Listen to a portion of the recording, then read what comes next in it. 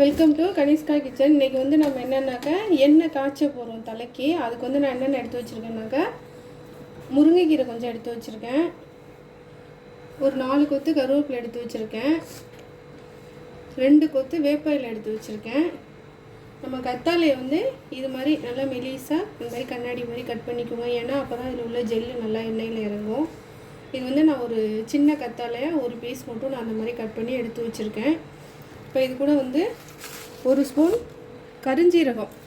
நம்ம வந்து 1 லிட்டர் எண்ணெய் காய்ச்ச போகிறோம். அதுக்கு வந்து நான் வந்து ஒரு 1.5 ஸ்பூன் போடுறேன்.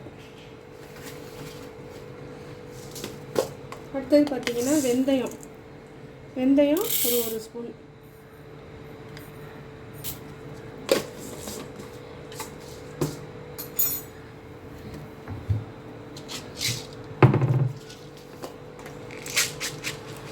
இப்போ இது கூட பார்த்திங்கன்னா ஒரு 10-15 மிளகு சேர்த்துக்கோங்க.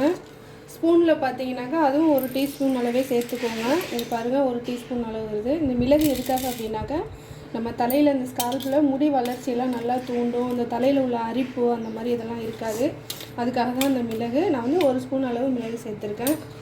நீங்கள் வந்து எண்ணெய் எந்த அளவுக்கு காய்ச்சிறீங்களோ அந்தளவுக்கு அதை எக்ஸஸாக எல்லா பொருளையுமே கொஞ்சம் எக்ஸஸாக ஆட் பண்ணிக்கோங்க. இப்போது இது எல்லாத்தையுமே நம்ம தண்ணி ஊற்றாமல் மிக்சியில் போட்டு அப்படியே பவுட்ரு பண்ணிப்போம். இதை அப்படியேவும் போட்டுக்கலாம். நான் வந்து இப்போ என்னன்னாக்கா பவுட்ரு பண்ணி இதை நான் போட போகிறேன். இப்போது இது எல்லாத்தையும் நம்ம ஒரு மிக்சி பவுலில் சேர்த்து தண்ணி ஊற்றாமல் பவுட்ரு பண்ணிப்போம். இப்போ இங்கே பாருங்கள், இந்தளவுக்கு ரொம்ப பவுட்ரெல்லாம் நீங்கள் இது பண்ண வேண்டாம். இந்தளவுக்கு உடைச்சிக்கோங்க போதும். குறைப்பாக இருந்த மாதிரி இருந்தாலே போதும். நம்ம முழுசாக போடுறதை விட இந்த மாதிரி நம்ம பவுட்ரு பண்ணி போட்டோம்னா இதில் உள்ள இந்த இதெல்லாமே நல்லா எண்ணெயில் இறங்கிடும். இதில் உள்ள சத்துக்கள் எல்லாம். அதுக்காக தான் நான் பவுட்ரு பண்ணி போட்டிருக்கேன். இப்போ மிக்சியில் வந்து இந்த முருங்கைக்கீரை எடுத்து வச்சுருக்கோம் இல்லையா, அதையுமே தண்ணி ஊற்றக்கூடாது. எதுக்குமே தண்ணி இல்லாமல் அப்படியே இந்த முருங்கைக்கீரை வந்து இரும்பு சத்து நிறைய இருக்குது. நம்ம முடி வளர்கிறதுக்கு அவ்வளோ நல்லது இந்த முருங்கைக்கீரை. நம்ம ஏற்கனவே வந்து வீடியோ போட்டிருக்கோம் எண்ணெய் காய்ச்சறதுக்கு. நான் வந்து இது கொஞ்சம் ஈஸியான மெத்தடாக இருக்குங்கிறனால இப்போ இதையும் நான் போட்டிருக்கேன். இது கூட 2 கொத்து கருவேப்பிலை எடுத்து வச்சுருக்கோம் இல்லையா, இது வந்து தலையில் பூச்சி இந்த பொடுகு இதெல்லாம் வராமல் இருக்கிறதுக்காக சும்மா ஒரு 2 கொத்து மட்டும் வேப்பிலை சேர்த்துருக்கேன். அடுத்தது ஒரு 4 கொத்து கருவேப்பிலை சேர்த்துருக்கேன்.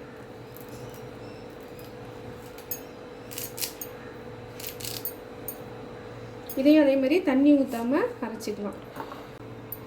இப்போ இங்கே பாருங்கள், நம்ம அந்த கருவேப்பிலை வேப்பிலை முருங்கைக்கீரை எல்லாத்தையும் மிக்சியில் போட்டோம் இல்லையா, இது மாதிரி தண்ணி இல்லாமல் இந்த மாதிரி குறைன்னு இந்த மாதிரி அடித்து எடுத்துக்கோங்க போதும்.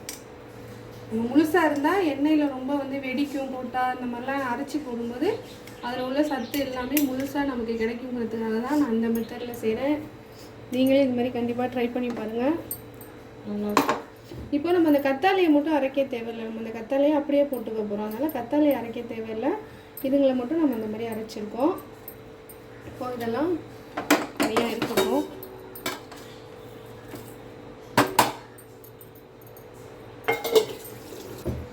இப்போ பாருங்கள், நாங்கள் வந்து இது வீட்டிலேயே நாங்கள் ஆட்டின எண்ணெய் உறைஞ்சிருக்கு பாருங்கள். சுத்தமான தேங்காய் எண்ணெய் தான் இந்த மாதிரி உறையும்னு சொல்லுவாங்க. நாங்கள் வீட்டிலேயே ஆட்டினது அப்படியே உறைஞ்சிருக்கு பாருங்கள். இப்போ நான் 1 லிட்டர் இருக்குது. இப்போ இந்த 1 லிட்டர் எண்ணெயை நம்ம காய்ச்சிக்கலாம். நான் வந்து என்கிட்ட இரும்பு கடாய் வந்து சின்னதாக இருக்குது, அதனால் நான் இரும்பு கடாய் வைக்கல. அலுமினியத்தில் காய்ச்சக்கூடாது, அதனால் வந்து நான் ஒரு சில்வர் பாத்திரம் வைக்கிறேன். கொஞ்சம் பெரிய பாத்திரமாகவே வச்சுக்கோங்க. ஏன் அப்படின்னாக்கா எண்ணெயில் நம்ம இதெல்லாம் போடும்போது எண்ணெய் வந்து பொங்கி வரும். அதனால் எண்ணெய் வெளியில் ஊற்றிடாமல் இருக்கிறதுக்காக கொஞ்சம் பெரிய பாத்திரமாகவே வச்சுக்கோங்க. இதில் வந்து மெயின் என்னென்னா, அடுப்பு லோ ஃப்ளேம்லேயே வச்சுக்கோங்க. எண்ணெய் வந்து லோ ஃப்ளேம்லேயே சூடாகணும். ரொம்ப ஹையில் வச்சுலாம் சூடு பண்ணிடாதீங்க. இப்போ எண்ணெயை ஊற்றிக்கலாம்.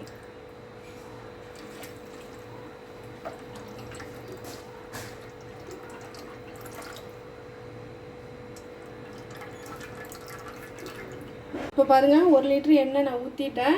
அடுப்பு பாருங்கள் லோ ஃப்ளேமில் தான் வச்சுருக்கேன். ரொம்ப சிம்லேயே வச்சு காய்ச்சுங்க, ஹையில் வச்சிடாதீங்க. இப்போ வந்து நம்ம எண்ணெய் காஞ்சதும் தான் இதெல்லாம் போடணும்னு இல்லை. நம்ம எண்ணெய் காஞ்சதும் இந்த பொருள்லாம் போட்டோம்னாக்கா எண்ணெய் சூட்டில் அப்படியே கருகி போயிடும். அதனால் நமக்கு அந்த எண்ணெயோட கலர் கிடைக்காது. அதனால் இப்போ நம்ம எண்ணெய் ஊற்றிட்டோம். இப்போவே இதெல்லாம் போட்டுடலாம். கீரை, இந்த பவுட்ரு பண்ணது, இந்த ஜெல்லு எல்லாமே போட்டுடலாம்.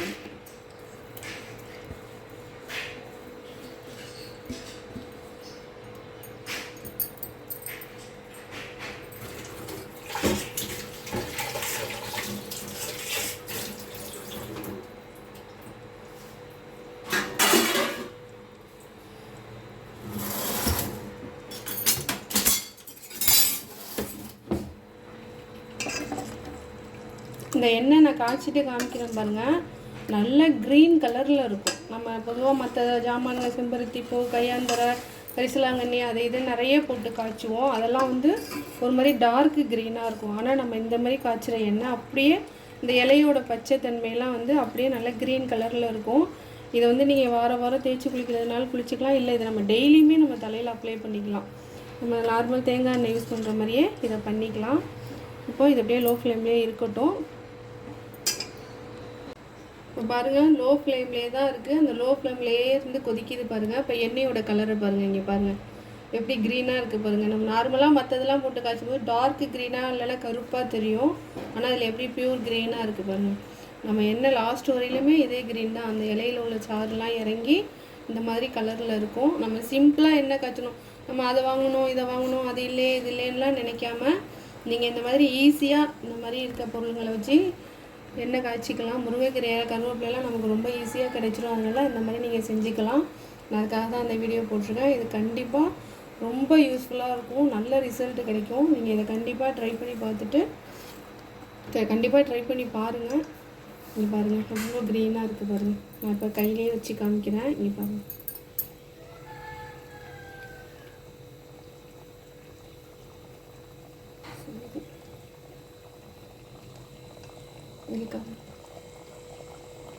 இப்போ பாருங்கள் எண்ணெயோட கலர் பாருங்கள் எப்படி இருக்குங்க. இதே கலரில் தான் உங்களுக்கு இருக்கும். இன்னும் கொஞ்சம் அந்த எண்ணெயோட சாறு இறங்குது, இன்னும் கொஞ்சம் க்ரீனாக மாறிடும்.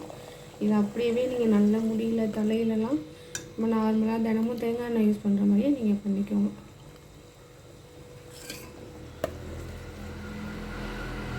நம்ம எண்ணெய் சூடானதும் இப்போ இந்த திங்ஸ்லாம் போட்டிருந்தோம்னாக்கா இதெல்லாம் போட்டிருந்தா வெடிக்கும் இல்லையா? இப்போ அந்த மாதிரிலாம் வெடிக்கல பாருங்கள்.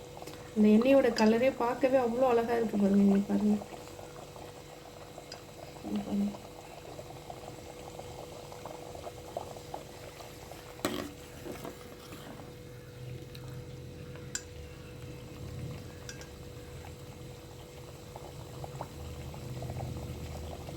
பாருங்கள் எவ்வளோ க்ரீனாக இருக்குது பாருங்கள். இந்த எண்ணெய் நான் காய்ச்சி முடித்ததும் நான் நல்லா வடிகட்டும் போது நான் உங்களுக்கு காமிக்கிறேன். அந்த எண்ணெயோட கலரை பாருங்கள். இப்போ இதில் நான் ஒன்று என்ன செய்ய போகிறேன்னாக்கா 2 வெத்தலை எடுத்து வச்சுருக்கேன்.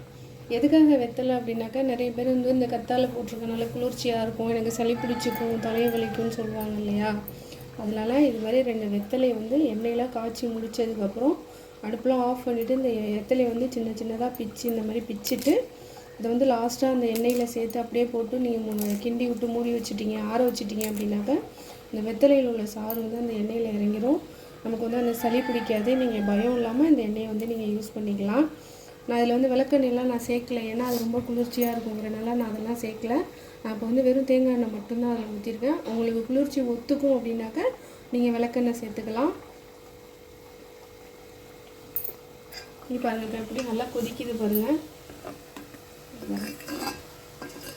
இந்த நுரையெல்லாம் அந்த கத்தாழையில் ஈரப்பதம் இருக்கும் இல்லையா? அந்த ஈரப்பதம்லாம் நல்லா அடங்குற வரையிலும் இந்த மாதிரி கொதிச்சா போதும். அடுப்பு வந்து திரும்ப சொல்கிறேன், அடுப்பை வந்து சிம்லேயே வச்சுக்கோங்க, ஹை ஃப்ளேமில் வச்சுக்காதீங்க.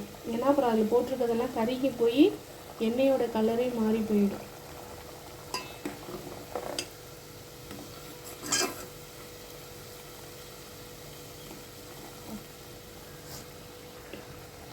பாருங்கள் நல்லா கொதிக்குது. இது கூட வந்து நீங்கள் இந்த ரோஸ்மெரி லீஃப்னு சொல்லிட்டு ஒன்று இருக்கும், அது கிடச்சதுன்னா கூட நீங்கள் இந்த எண்ணெயில் சேர்த்துக்கலாம். நாங்கள் அதை ட்ரை பண்ணோம், எங்களுக்கு அது கிடைக்கல, அதனால நாங்கள் இதை மட்டும் சேர்த்துருக்கோம். நீங்கள் அந்த ரோஸ்மெரி இலை கிடச்சதுனாக்கா அதையும் வாங்கி கொஞ்சம் கூட ஆட் பண்ணிக்கோங்க. அது இன்னும் முடி வளர்கிறதுக்கு ரொம்ப உதவியாக இருக்கும். பாருங்கள் எண்ணெய் கலரை பாருங்கள், பார்க்கவே எவ்வளோ அழகாக இருக்குது பாருங்கள். பாருங்கள் நம்ம கடைங்கள்லாம் கார்த்திகா எண்ணெய் அது இது வாங்குவோம் இல்லையா, அந்த கலருங்கள்லாம் இருக்கும் இல்லையா, அந்த மாதிரி இருக்குது பாருங்கள். பாருங்கள் எவ்வளோ க்ரீனாக இருக்குது பாருங்கள்.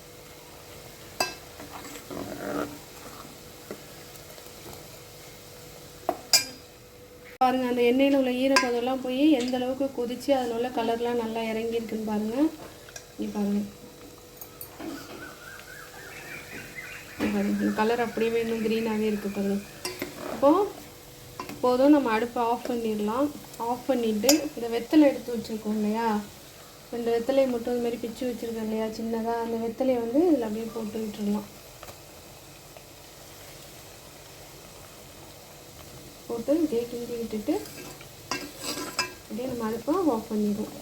இப்போ இது வந்து ஒரு ஓரமாக யாரும் தண்ணியிலே விட்டுறாத இடமா தூக்கி ஓரமாக வச்சுருங்க. அதை அப்படியே ஆறட்டும். ஆறுனதுக்கப்புறமா நம்ம வடிகட்டிக்கலாம்.